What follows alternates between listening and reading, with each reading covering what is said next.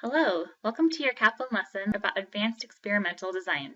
I am Sam Fallon, and this lesson is going to walk you through how to look at studies and determine their internal and external validity, and also how to make valid conclusions and look at some real-world situations, all in the context of making sure that you, on your MCAT, can look at an experiment and be able to tell how it was done and how to answer the questions about it in regards to validity and conclusions, and get those points that you need on the test. To that end, there's two learning goals we're going to look at today.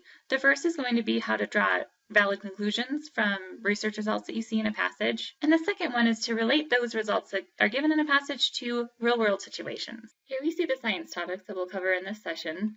And one note, these science topics aren't going to be covered in detail. It's more a review of the science topics using the strategies that you're going to need for the test.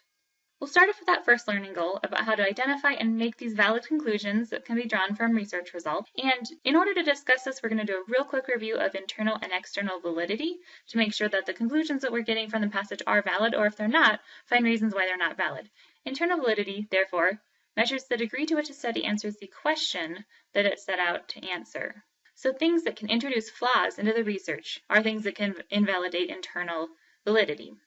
This could be like a small sample size or limited subject variability.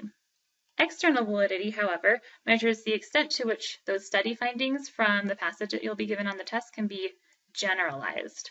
This means generalized to the larger population. So you need to have your sample match your population pretty well in order to have external validity. So let's take a look at a couple of studies. Take 1 minute and read through study 1. This first one is about cholecystitis and the idea of removing the gallbladder, doing a cholecystectomy.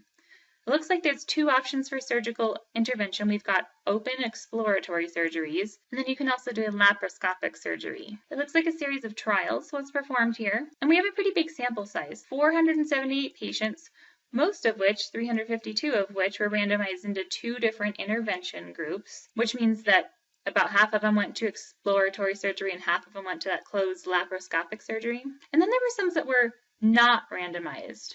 They were either too frail to undergo this open surgical procedure, or their disease was so advanced that they weren't able to do the open surgery and had to do the laparoscopic intervention. After the experiment, they gathered the postoperative data, and the doctors found that the laparoscopic surgery is the preferred treatment. Below the study, you see a table with some data about this study and a question that's asking you about the conclusion the researchers drew from this data. First off, you might notice that there are many more women in the randomized group than there are men. Let's talk about some threats to validity of the conclusions that the researchers came to. First of all, there's internal validity threat. The internal validity threat has to do with the non-randomized group. The reason this is the non-randomized group fails to answer the question of the study. The study was questioning whether exploratory surgery or laparoscopic surgery is better, but the randomized group had to undergo laparoscopic surgery. Because they had to undergo laparoscopic surgery and they couldn't even try to undergo the open exploratory surgery, they could not have possibly answered the question of which is better, open exploratory or laparoscopic surgery. So that's a threat to internal validity. Basically, we should be suspicious of the researchers' results if their conclusion depends on the results from the non-randomized group. Since we don't know if their conclusion depends on the results from the non-randomized group, the passage doesn't tell us, it would just be a good consideration to have, and that's why we're calling this a threat to internal validity. There is also an external validity threat, and this is that the randomized group from which we could draw some conclusions didn't quite match the general population. There's way more women than men in this randomized group, and while more women than men do end up with gallbladder surgery, in your research study you can't say that your patients can be applied to the general population. You could say that they could be applied to maybe more women in a population, but you couldn't say that they're applied to a general population. So because there are so many more women in this study, external validity has been threatened because the research group does not match that general population. Again, this is only a threat to the external validity. These conclusions may match the general population of women, but this is just something that should be considered when trying to match this research to general populations. Let's take a look at another study. Take 1 minute and read through study 2. This study is going to be about Huntington's disease. Patients don't exhibit symptoms until they're older, 35 to 44 years, but the disease is easy to pass on. 50 to 100% of the offspring will have the trait. Genetic screening is therefore something often done with Huntington's disease. And then we're doing a study. A neurologist is going to test the effectiveness of digital intervention to get these people out to genetic testing. This is done by gathering email addresses of affected patients. So these are people with Huntington's disease already who visit, as well as their adult children. So we're getting two different groups, and we're getting email addresses from everyone, actual patients who have Huntington's disease and adult children of those patients. These patients and their children were randomized into either a control group who received a letter about genetic testing, and this intervention group who received that email. Then we get to the data and the results. There was 34 patients in the intervention group, which might already strike you as a little bit odd. We'll answer the question about it in just a moment. In that group of 34 patients, and remember, patients are the ones with the Huntington's disease, only 8 viewed the email and 2 set up an appointment. Then we're talking about those patients' children. 7 of the children viewed the email and no one signed up for genetics testing. So given the results, the neurologist did make a conclusion that email intervention is not an effective method for raising awareness about genetic testing. All right, take a look at the question below this study on your page. What aspects of the findings might lead us to question the neurologist's conclusion? Again, there are some internal and external validity violations here. Let's think about internal first. For internal validity violations, there was one issue with comparing the data. Remember, there was that control group that would receive the letter. The study never published any data about how giving emails out compared to the control group who gave letters out. And so that's one type of internal validity violation. This constitutes an internal validity threat because if the researchers didn't compare the data from that intervention group to the control group, that would be a reason that their data might not be valid. And so it would be something that we need to look into if we're deciding whether or not these conclusions are valid. There might just be a problem with, say, intervention in general, and we need the comparison of the email to those who were mailed a letter in the control group to see that. So that's one internal flaw of the study. As far as external validity and comparing to the general population, the group of people who have Huntington's disease tends to be older. And as it stands right now, there are less older people that use email. So if you're using a sample of people who don't use email that much because they're older and that's just the general nature of that group, you can't compare that data to generalized interventions for genetic testing for all people because genetic testing can be done on younger people as well who might read email more. And so this conclusion that email isn't a good way to get people to come in for genetic testing doesn't work for all individuals in a population. All right, so that's 2 studies on internal and external validity. Let's move on to a passage now where we're going to see how internal and external validity is used in the middle of a passage with lots of data and lots of experiments going on. Go ahead and take 2 to 3 minutes, read through this passage, and make your own outline. A template's provided on the next page. So we'll start out with paragraph 1. We're getting information about hemophilia. Inheritance X-linked recessive. Patients can be treated with clotting factors. They used to be purified from blood of actual donors, and then now they're synthesized using recombinant factors. So basically, this is a lot of information on hemophilia. Then comes the experiment. So we have a researcher replicating the findings of the original experiment, which produced recombinant factor 8. So basically, this researcher is going back and replicating the results of the experiment. That is now how we commonly treat hemophilia with recombinant clotting factors, and she's specifically looking at synthesizing that recombinant factor 8. She's going to use a plasmid to do this work, so the plasmid will have the genes for recombinant factor 8.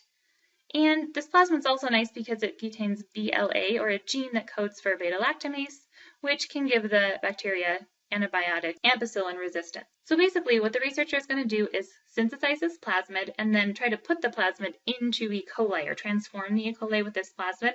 Then if it works, the E. coli will themselves be able to make recombinant factor 8. That recombinant factor 8 can be harvested and given to people. The way that we'll know the E. coli got the plasmid is because the plasmid also confers ampicillin resistance. So you put these E. coli on ampicillin plates, and if they got the plasmid, they'll live. If they don't have the plasmid, they'll die, and so you'll just harvest the bacteria that's alive. Those are the bacteria that are making the recombinant factor that you want. So an outline for this paragraph be that we're using the plasmid with the gene for the clotting factor that's also conferring ampicillin resistance to the E. coli. Then we get over to the first experiment. So the researcher starts off with treating the plasmid with a restriction enzyme named SCAL. Now we have to treat plasmids with restriction enzymes so the plasmid will have an open spot on it, or a place where the DNA has come apart, so that that DNA can go into the E. coli and using those open ends of DNA, work its way into the E. coli's set of DNA. In this way, the E. coli will recognize that plasmid as its own DNA and start synthesizing the genes in the plasmid. So for experiment 1, you can write in your outline something like the restriction enzyme is applied to the plasmid and the plasmid is put into the bacteria. Experiment 2, the researcher uses a different restriction enzyme, LGUL, to treat the plasmid. So this is just going to cut the DNA of the plasmid at a different spot and then try it to see if that will transform into the E. coli and make the recombinant factor from there. We see the results in the table, and we can write our outline. Experiment 2, we use a different restriction enzyme, and the table shows the results of both restriction enzyme applications. Notice that almost everything died in this experiment. The control plates, which makes sense, died because that E. coli didn't have the plasmid, and so it wasn't resistant to ampicillin. So death on the control plates, even if they have the restriction enzyme applied, makes sense because there's no ampicillin resistance there. However, it doesn't look like here that SCAL worked at all. SCAL was the restriction enzyme applied to the plasmid, and that plasmid, despite having ampicillin resistance in it, still didn't manage to confer its ampicillin resistance to the E. coli. So something went wrong with the gene for ampicillin resistance when it was treated with the SCAL restriction enzyme.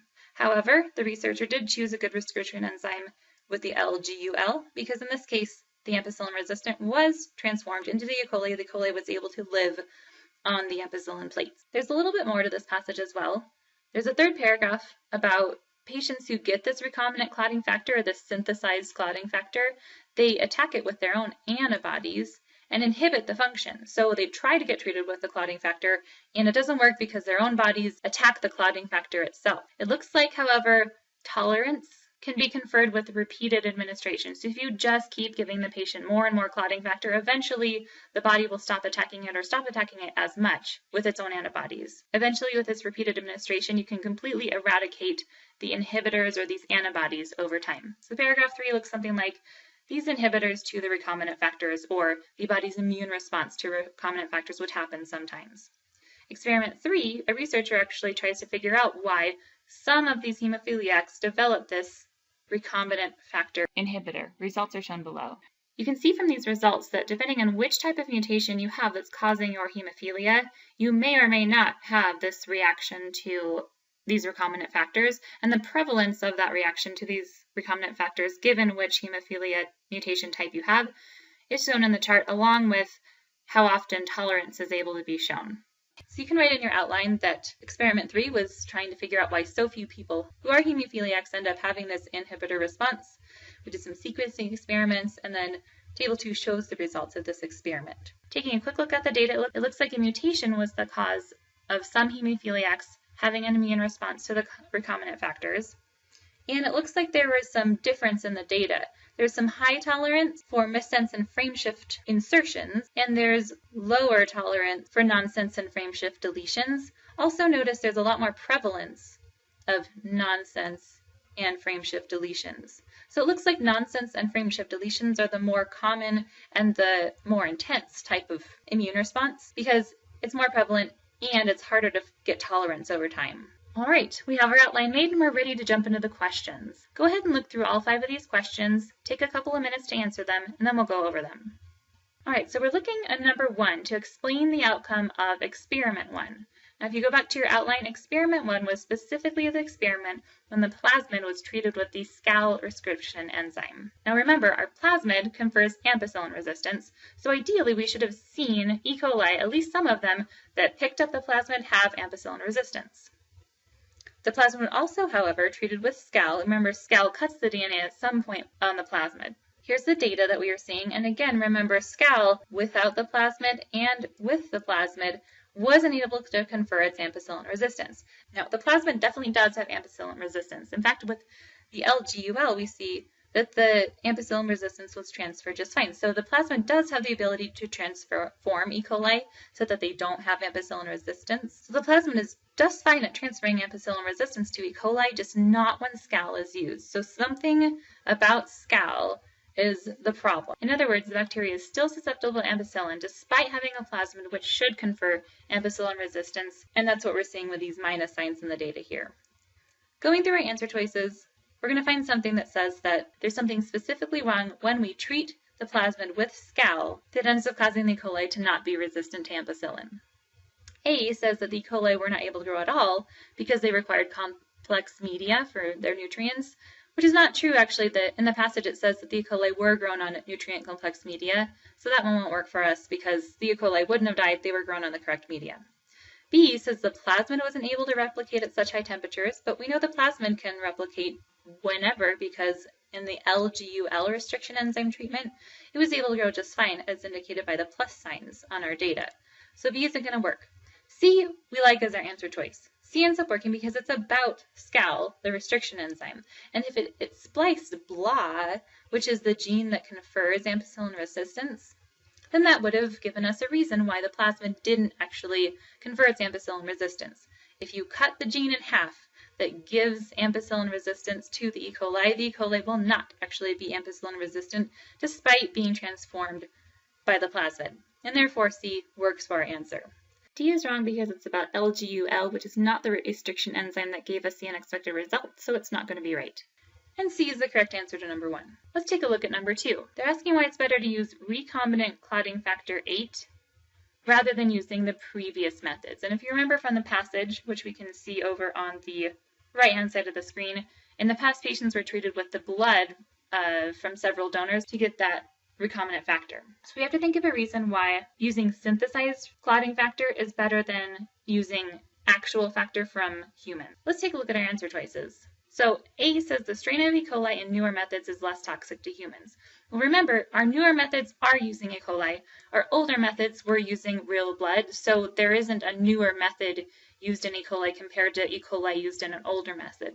Also, E. coli is never given to humans. The recombinant factor is harvested after the E. coli make it, and so therefore it's not in the humans anyway, and A doesn't work for our answer. B, however, does give us a clue as to something that might be the correct thing that's going on. Purified factor 8 is more likely to transmit pathogens. Purified factor 8 means the factor that came from humans' blood, and human blood can carry diseases, whereas recombinant factors harvested from E. coli can't have those human pathogens in there. So B does seem like a pretty likely answer. We'll put it down for our answer for now, but let's check the other two answers out just to make sure. Answer choice C, recombinant factor 8 is less pure than previous methods. Remember, recombinant factor 8 is the only newer way to do it. This one's a bit out of scope. Purity was never described to us in the past, and so we can't know if answer choice C is correct. Finally, patients infected with E. coli can be given the antibiotic ampicillin is true and doesn't have anything to do with our study, really. Patients in our study weren't given E. coli and weren't given ampicillin. The E. coli was grown on a plate of ampicillin, but it doesn't have anything to do with the patients because the patients never came into contact with E. coli, so D doesn't work for our answer. C and D are both out of scope. Let's take a look at question 3 here. Here we're talking about those inhibitors to the recombinant factor 8, and we're going to need the data, which you can see at the bottom of your screen, in order to answer this question. Now, looking through the answer choices real quick just to get a reference of what we're looking for, we're either getting a loss of DNA, addition of DNA, substitution in the DNA, or some kind of rearrangement. So we're looking basically for some type of mutation that can happen to DNA. And we're looking also for, and this is probably the most important part of the question, the most probable reason that some patients develop those inhibitors. So we're basically looking for the most intense type of mutation, which we can see by higher prevalence and lower tolerance rate, and then that should be our answer. So looking through our answer choices, and we saw this in the data before, the nonsense and the frameshift deletion mutations have the much higher prevalence. So more people within these groups of having this type of mutation causing their hemophilia have the inhibitor reaction to the recombinant factors. And the tolerance rate is lower, so it's harder to get these patients after repeated administrations to eventually stop making antibodies to the recombinant factor. Given this, we're looking for some answer that says nonsense, which is a premature stop to transcription in the DNA, and frameshift deletion, which is a loss of DNA mutation. Something in the answer choices that says those are the most probable reason or the most intense type of mutation that patients develop these inhibitors. Answer choice A is what we're looking for. Answer choice A is the only one that describes losing DNA, either from premature ends to transcription or a deletion of DNA. A describes this. The rest of the answer choices describe a different type of mutation, and so A ends up being our correct answer. Question 4 is again about experiments 1 and 2, but this time it's the student doing it. And there is a funny little thing on the MCAT, you might have heard about it in other classes, where anytime a student does something, they're likely to make a mistake. And so that's something just to look out for whenever you're reading a question about a student doing any type of research on the MCAT. So this tumor is using a different plasmid, a tumor-inducing plasmid, but this tumor doesn't have that ampicillin resistance. So basically what the student is doing is transforming the E. coli just great with this plasmid. However, then the student's growing the E. coli on plates that have ampicillin, and these E. coli are not resistant to ampicillin. Therefore, we can know that the student might have some problems because the plasmid used to transfer the gene also transfers E. coli resistance to ampicillin, and we use this as a differentiating mechanism.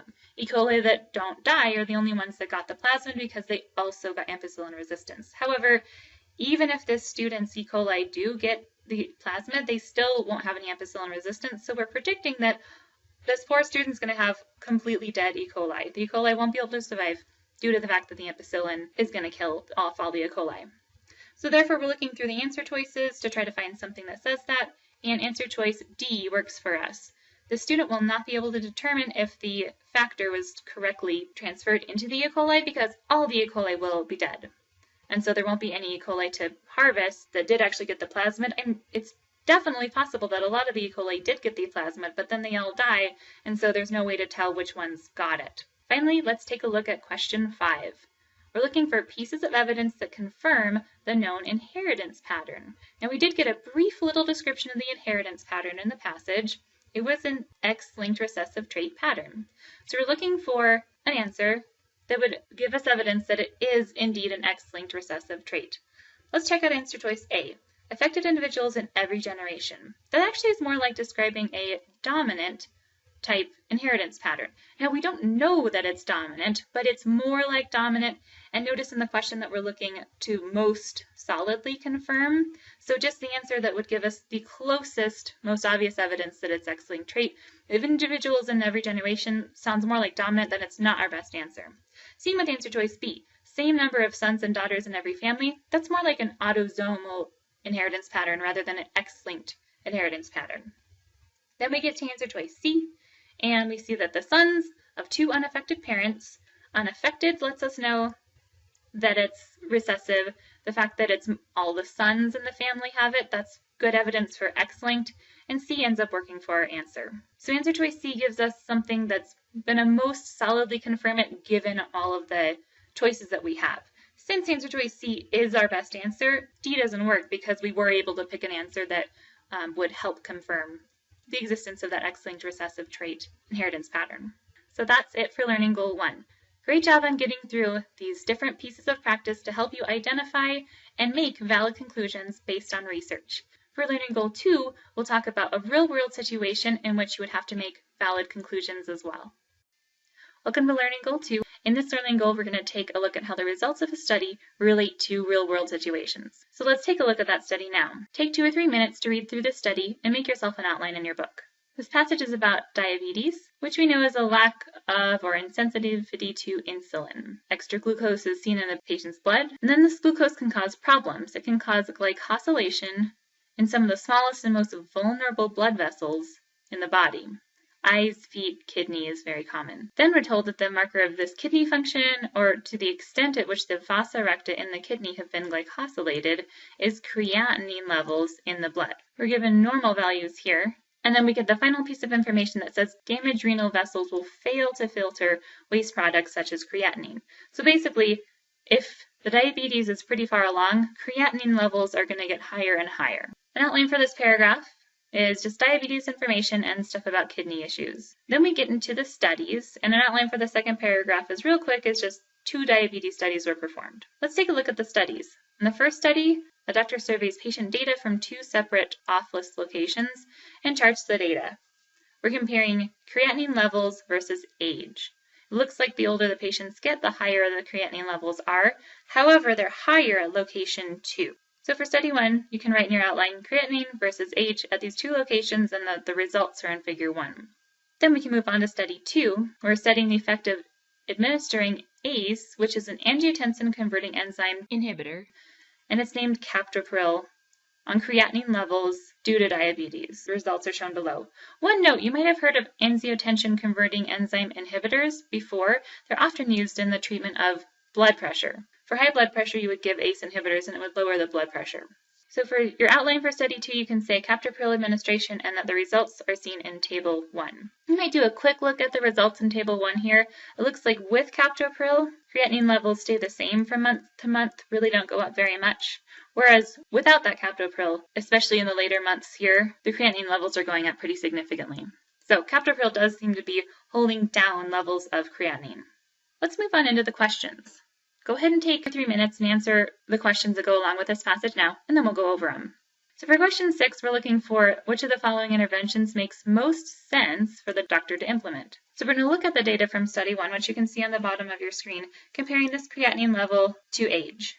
It looks like location 2 has a little bit higher creatinine levels, so diabetes is worse at the second location. So it would make more sense to do more of an intervention in location 2. And then we can think about age as we look through the answer choices as well. Now for answer choice A, lessening the number of required checkups, even though that's at location 1 where creatinine levels are lower, it's still not a good idea for patients with diabetes to have less checkups. So therefore, A isn't going to work for us. Let's look at answer choice B. We're going to do counseling again at location 1 for patients who are 20 to 40 years old. That's this range right here.